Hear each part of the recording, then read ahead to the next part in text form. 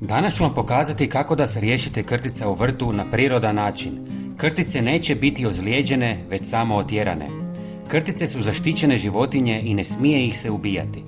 Iako krtice igraju korisnu ulogu u kontroli štetočina, njihovo kopanje može nanijeti štetu travnjacima, voćnjacima i povrtnjacima. Koristit ćemo par sastojaka koja svi vjerojatno imate kod kuće.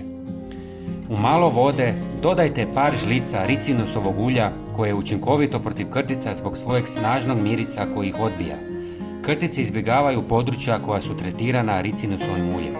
Osim što je prirodno, ricinusovo ulje je sigurno za životinje i okoliš, što ga čini popularnim izborom među ekološko osvjetljenim ljudima koji žele zaštititi svoj vrt od krtica bez upotrebe kemijskih sredstava. Zatim dodajte pola žlice crnog papra koji sadrži aktivni sastojak zvan piperin.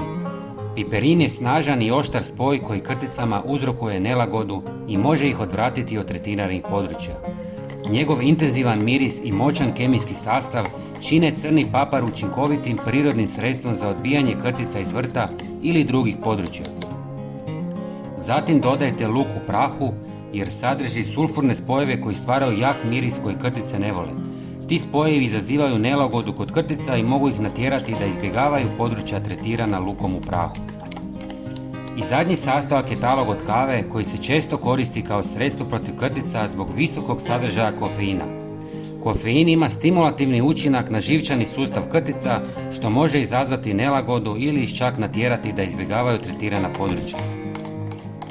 Također, talog od kave može djelovati kao prirodno gnojivo za tlo što dodatno može poboljšati zemlju u vrtu dok istovremeno odvraća krtice. Sve dobro promiješajte i ostavite u vodi 12 sati. Razredite sa još 2 litre vode i zalijevajte krtičnjake. Prijatelji, svakako se pretplatite na naš kanal kako biste vidjeli svaki naš najnoviji video. Hvala vam. Pozdrav!